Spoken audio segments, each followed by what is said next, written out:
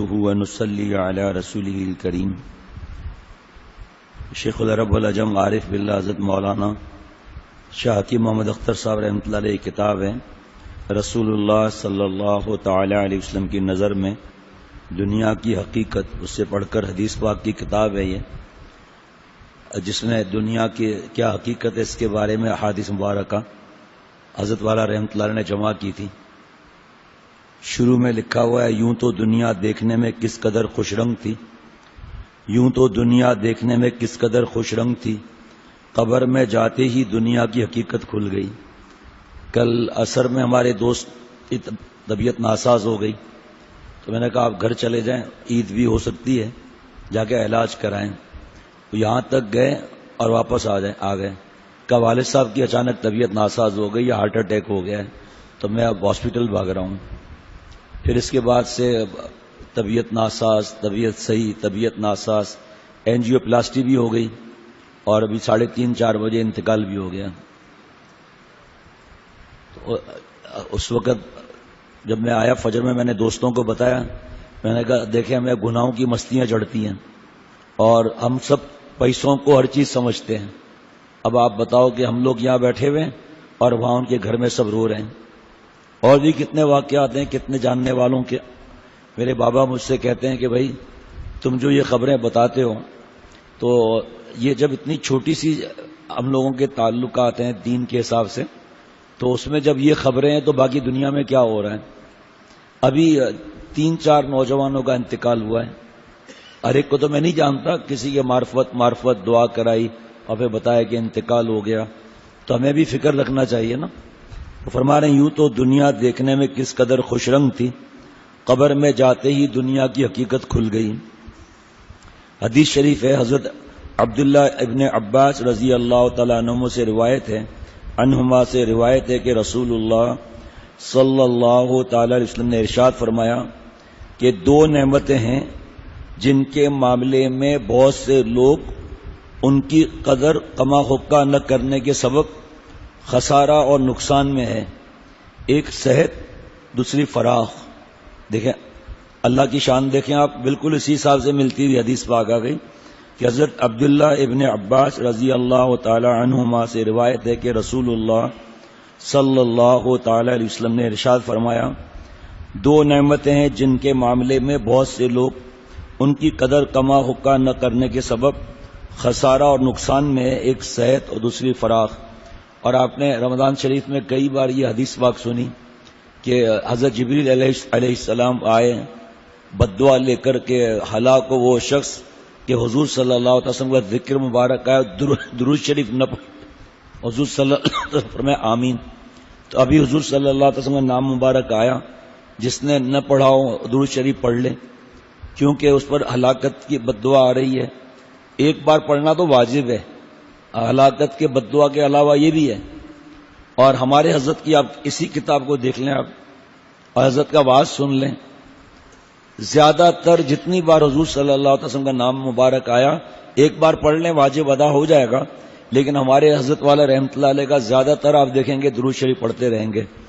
تشریح میں شیخ العرب والعجم عارف باللہ حضرت مولانا شاہ حکیم محمد اختر صاحب رحمۃ اللہ علیہ فرماتے ہیں کہ علامہ جلال الدین سیوطی رحمۃ اللہ علیہ نے حاشیہ موطا امام مالک میں لکھا ہے کہ علماء نے اس حدیث کی وضاحت اس طرح کی ہے کہ انسان عبادت میں اسی وقت مشغول ہو سکتا ہے جب وہ صحت مند ہو اور بقدر ضرورت رزق حلال ہو، کیونکہ کبھی آدمی صحت مند ہوتا ہے مگر کسب معاش سے فرصت نہیں پاتا، اور کبھی کسب معاش سے مستغنی ہوتا ہے لیکن صحت ٹھیک نہیں ہوتی. اور جس کو یہ دونوں نعمتیں حاصل ہوں اور پھر بھی کاہلی کی سبب عبادت نہ کرے اور اس عبادت میں مشغول نہ ہو تو یہ شخص بڑے ہی خسارے اور نقصان میں ہے. مرقات صفحہ 5 جلد نمبر 5. معرومی رحمۃ اللہ علیہ فرماتے ہیں کہ حضرت خاقانی رحمۃ اللہ علیہ فرماتے ہیں کہ 30 برس، بہت غور سے کچھ سننے کی بات ہے، 30 برس مجاہدات کے بعد یہ حقیقت معلوم ہوئی کہ ایک سانس حق تعالیٰ کی یاد میں مشغول ہونا، 30 سال مجاہدات والذین جاہدوا فینا، کے بعد یہ حقیقت معلوم ہوئی کہ ایک سانس حق تعالیٰ کی یاد میں مشغول ہونا حضرت سلیمان علیہ السلام کی سلطنت سے افضل ہے. ایک سانس. حضرت والا نے فرمایا حضرت سلیمان علیہ السلام تخت پر جا رہے تھے اور کئی سو زمانے کے صحابہ رضوان اللہ علیہ مجمعین کی کرسیاں لدی، وہاں پر کرسیاں تھیں اور بیٹھے ہوئے سب تخت اڑا جا رہا ہے. تو ایک نور اوپر چلا گیا.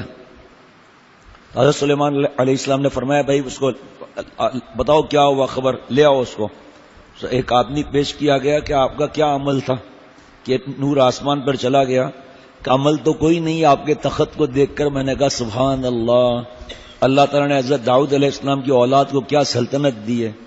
فرمایا سن، ایک دن یہ سلطنت نہیں رہے گی، تیرا سبحان اللہ ہمیشہ ہمیشہ رہے گا.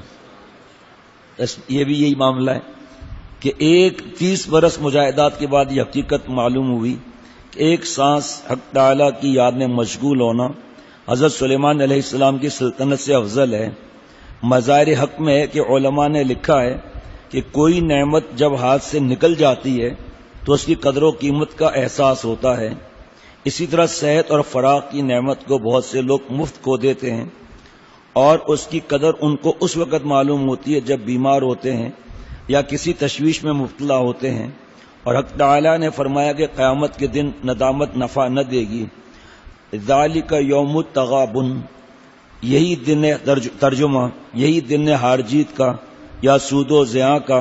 اور حضور صلی اللہ تعالی وسلم نے فرمایا کہ یہ جو بار بار میں حدیث پاک عرض کرتا ہوں کہ اہل جنت کو جنت میں کسی بات کی حسرت نہ ہوگی مگر حق تعالیٰ سے غفلت کے لمحات اور اوقات پر وہاں بھی حسرت ہوگی. دوبارہ سن لیجئے، اہل جنت کو جنت میں کسی بات کی حسرت نہ ہوگی مگر حق تعالیٰ سے غفلت کے لمحات اور اوقات پر وہاں بھی حسرت ہوگی. اللہ تعالیٰ مجھے اور سب کو دین کی سمجھ عطا فرمائے. آج تو مختصر ہی ہے. ناغے کو حضرت منع فرماتے تھے کہ ناغے سے بے برکتگی ہوتی ہے. اور دیکھیں پہلی حدیث پاک ہے اور پہلا ہی سبق ہمیں مل گیا کہ رمضان کے بعد غفلت نہیں کرنا ہے. ایسا نہیں کہ نماز جماعت کی چھوڑ دیں فجر کی. پہلا ہی دن، پہلا ہی صبح اور عید سے پہلے یہ غیبی مدد آ گئی کہ دیکھو یہ فراغ ہے، صحت ہے، ناقدری نہیں کرنا کہ راتوں کو جاگ کر اور فجر کی نماز گول کر دیں. عید کے دن بھی رش ہوتی ہے ماشاءاللہ، عید کے بعد پھر کیا. اس لیے اس کا بہت زیادہ خیال رکھنا چاہیے. مجھے بھی، میں بھی محتاج ہوں، ہم سب، آپ لوگ، سب لوگ کہ اللہ تعالیٰ نے ہمیں توفیق دی. شکر کریں گے، اللہ کل توفیق دیں گے انشاءاللہ تعالیٰ. کبھی سال 6 مہینے میں کوئی ایک آدھ ایسا ہو جائے غفلت تو اور بات ہے. باقی شرعی عذر کے علاوہ کوئی عذر نہیں چلے گا کہ یہ وجہ تھی، یہ مہمان آ گئے تھے، رش زیادہ تھی، 2 شفٹیں لگی، تیسری شفٹ میں ہم نے کھایا، 4 بج گئے. تو بھائی پہلے کھا کے سو جاتے. بتاتے میری طبیعت ناساز ہے. بھائی کیا طبیعت ناساز ہے؟ کیا طبیعت ناساز ہے؟ روحانی طبیعت تو میری سب کی ناساز ہی ہے. اپنا جلدی سو جاؤ اگر ہمت نہیں ہے تو. اگر ہمت ہے تو ٹھیک ہے، خدمت کروں. اللہ تعالیٰ ہمیں، مجھے اور ہم سب کو عمل والا بنا دے اپنی رحمت سے اور جذب فرما کر اولیاء صدیقین کی آخری سرحد تک پہنچا دیں انشاءاللہ تعالیٰ. 6:45 پر انشاءاللہ بیان ہوگا اور 7:45 پر انشاءاللہ، پورے 7:45 پر انشاءاللہ تعالیٰ نماز انشاءاللہ کھڑی ہو جائے گی عید کی انشاءاللہ تعالیٰ. اور اسی طرح اپنے دوستوں کو جو سمجھدار ہیں بتا دیں کہ بھئی عید کی دن مان کا سنت سے ثابت نہیں ہے. ہمیں بھی یاد دلا دیں کہ ہم بھی انشاءاللہ تعالیٰ اس کو اعلان کریں اور اس پہ اللہ عمل کی توفیق عطا فرمائے. کوئی خاندان کا فرد جس کو سمجھ نہ ہو، رشتہ دار کو، بوڑھے کو، تو اس سے الجھنا اور شور کرنا منع ہے. بس وہ جب اچھلے تو اس کو بتا دیں کہ یہ سنت سے ثابت نہیں ہے. حضور صلی اللہ علیہ وسلم نے اس طرح نہیں کیا. نہ مانے تو کیا کر سکتے، پھر لڑائی جھگڑا منع ہے. السلام علیکم ورحمۃ اللہ وبرکاتہ.